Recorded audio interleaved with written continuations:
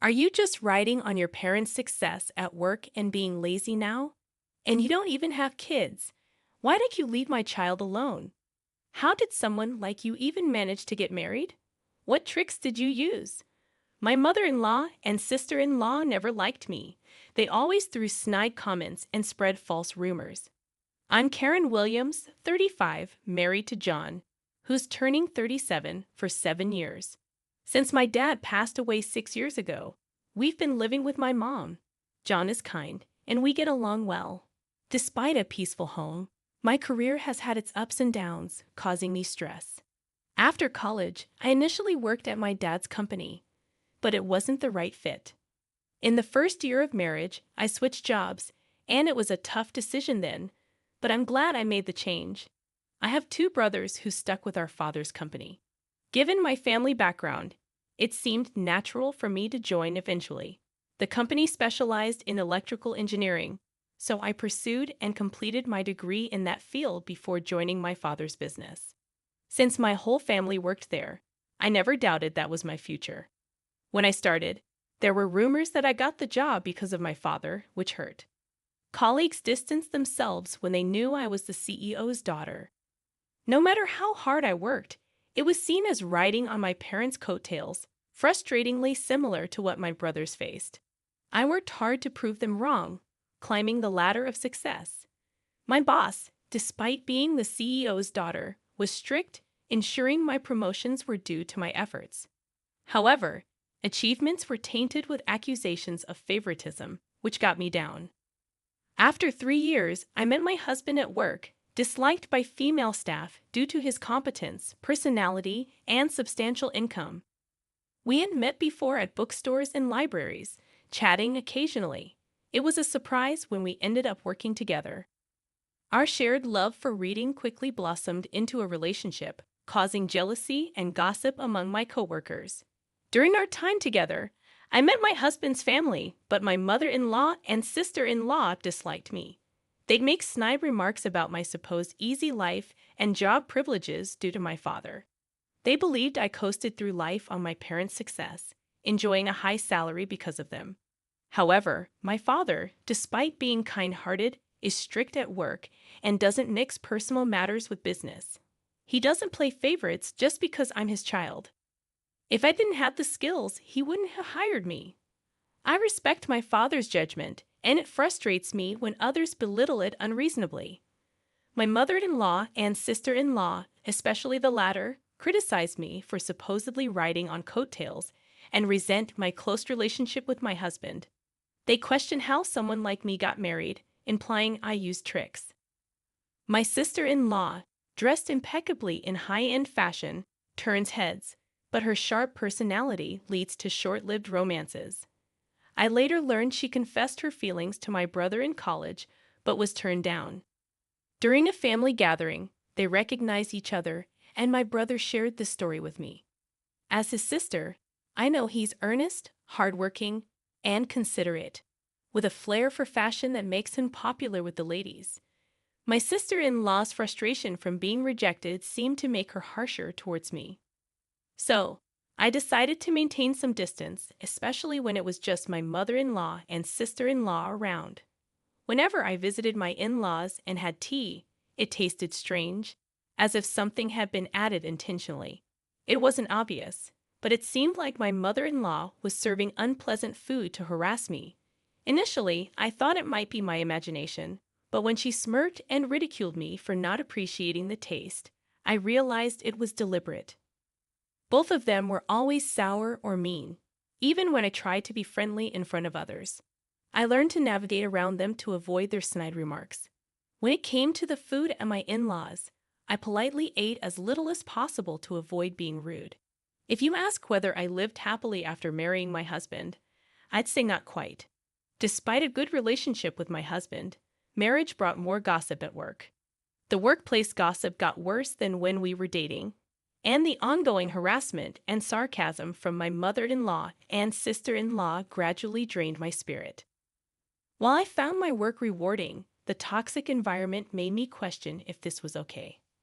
Contemplating my future more and more, my father's passing, and my brother becoming the CEO led to gossip about me being the CEO's sister. Already shocked by my father's death, my spirit was completely broken. I felt I could no longer work at the company, even though I had always imagined working there. Years of gossip and sarcastic comments had eroded my self-esteem, and I found myself crying easily without understanding the source of my sadness. I was truly at a loss.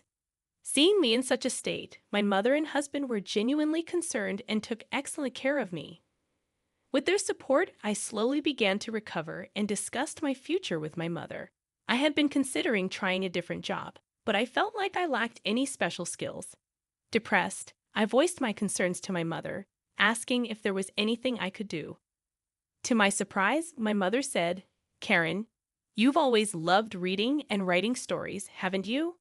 I think you'd be suited for a job that involves writing." Her words jogged my memory. It was true. I've always been an avid reader, excelled in liberal arts subjects, and enjoyed writing novels and poems. Encouraged by my mother, I started contemplating a career in writing. Upon reflection, I realized that a career in electrical engineering wasn't right for me. My mother had always advised me to choose a job I loved since my student days, but I didn't see it then. It seemed my mother understood me better than I understood myself. So, I decided to make a fresh start and aim to become a novelist, starting my career in writing.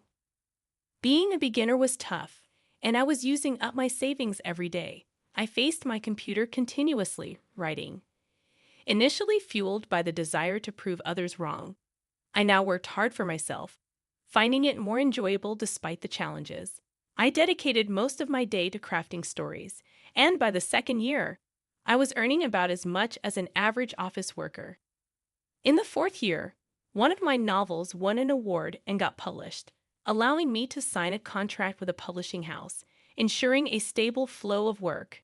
By the fifth year, thanks to a hit novel, I was earning more than my husband. My novels were even adapted into comics and dramas, ensuring a steady income. The journey was tough, but working as a novelist made me realize that my previous jobs weren't the right fit for me. However, my success wouldn't have been possible without the support of my mother and husband. As for my mother-in-law and sister-in-law, they doubted my success when they heard I became a novelist, making snide remarks about leeching off my husband.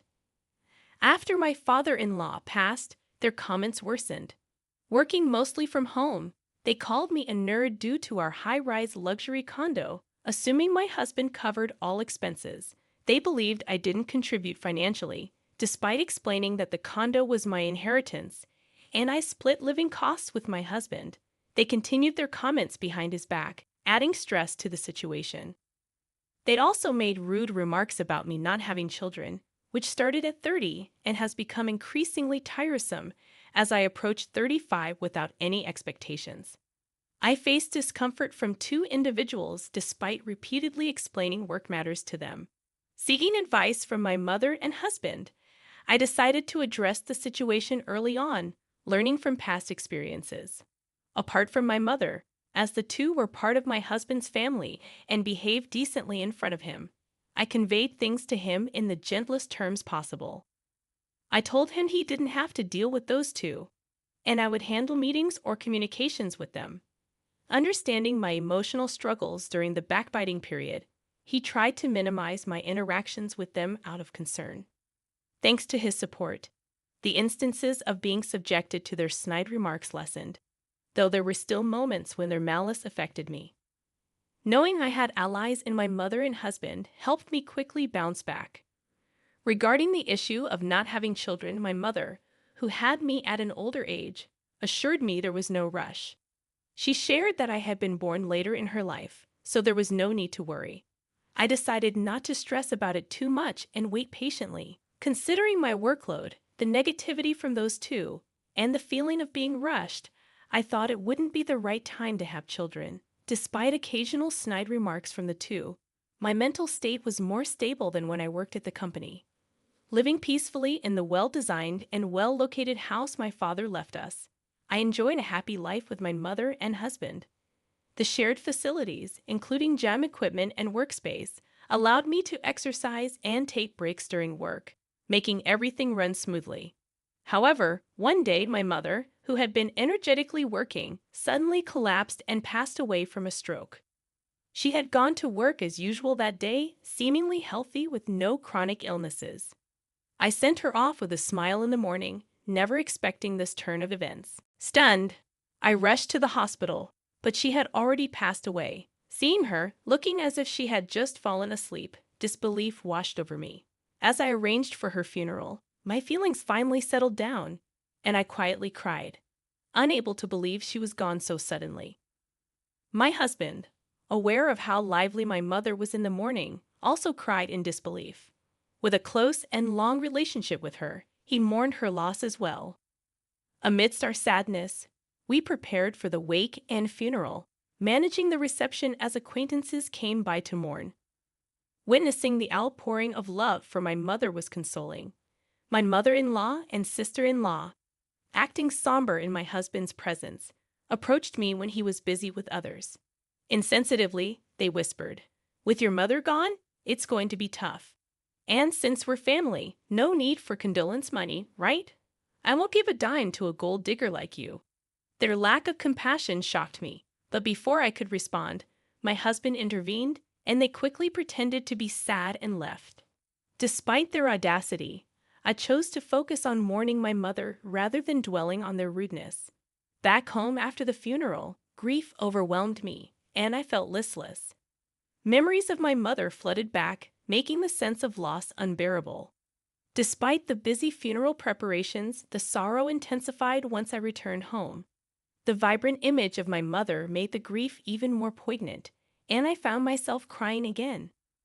While deep in grief, a rational part of my mind knew I couldn't afford to stay this way. With a deadline looming, I had manuscripts to write, and the understanding of the publishing house had its limits. In honor of my mother's support for my career, I resolved to calm my grief and get back to normal. Amid this resolve, a call from the front desk informed me of my mother-in-law and sister-in-law's unexpected visit.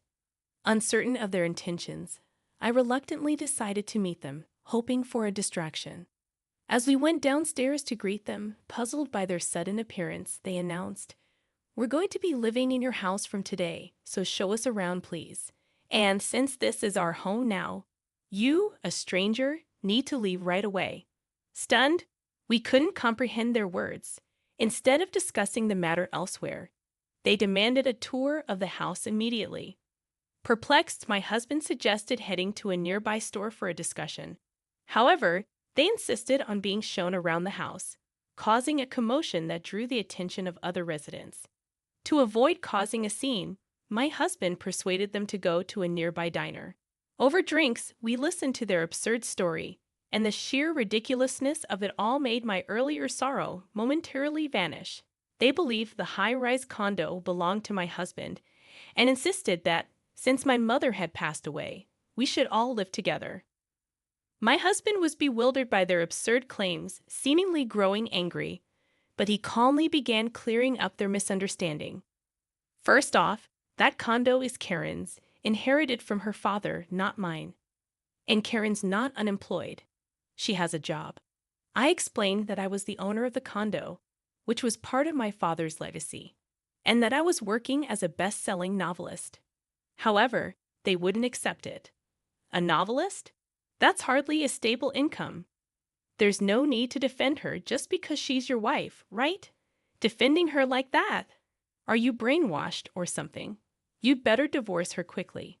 I even mentioned my popular works, but they dismissed it as a lie. What kind of upbringing allows someone to speak like that? Didn't your mother teach you anything? You'd be better off not telling such lies. Ridiculed about my mother and my work, I was getting steamed. I had been patient, but it was time to speak up. Just as I was about to open my mouth, my husband, who'd been explaining to the two unlistening people, lost his cool and burst out in anger. "Enough already. Stop talking nonsense. Don't you ever mock Karen." The two were taken aback by my husband's rare show of fury. "We've explained it time and again. How many times do I need to say it for you to get it? Karen isn't half-heartedly pursuing her writing career. With my husband's outburst, it seemed they finally began to realize that everything we had been explaining was the truth, and confusion set in. Okay, I get it. We're sorry. Let's live together then.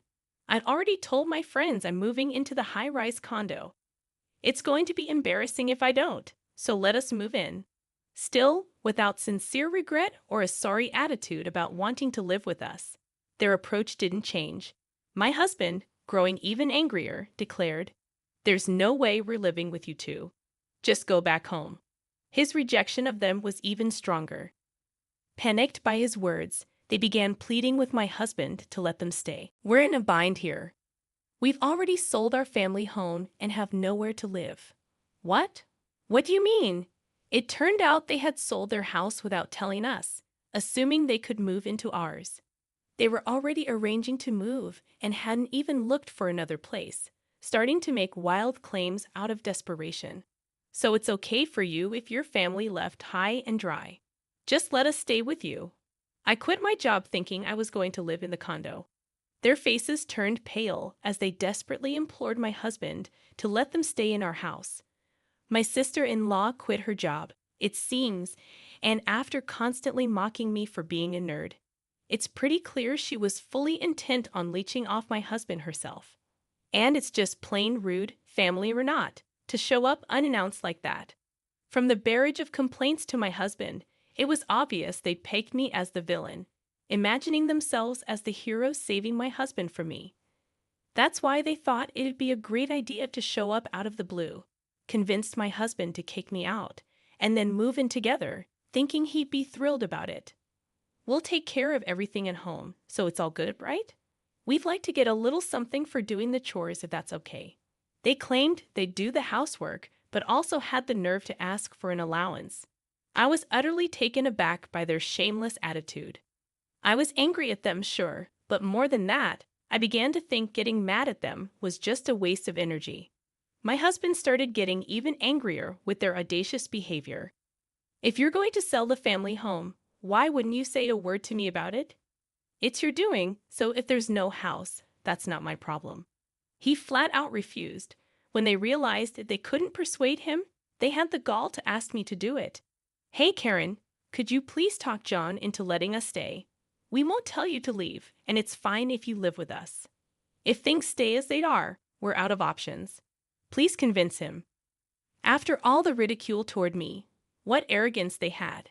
It's my house and my name, yet they act so high and mighty.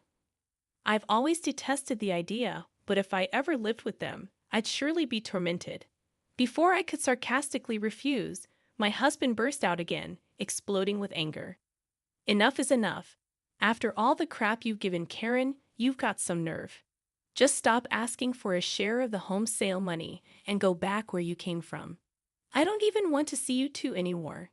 And with that, he made an outright declaration of disownement. Despite their persistent attempts to cling to my husband, we ignored them, settled the bill, and promptly left the restaurant. They still shamelessly showed up at our upscale condo from time to time, unrepentant. After I explained the situation to the building manager, they warned those two, knowing that if they kept making a racket, the cops would be called and sent them away. But they still showed up, lurking around the front door, badgering my husband to let them move in or to give them financial help. When my husband finally got fed up and threatened to call the police, they stopped coming around. Looks like he was serious about cutting ties. He even went through with the legal steps to disown them.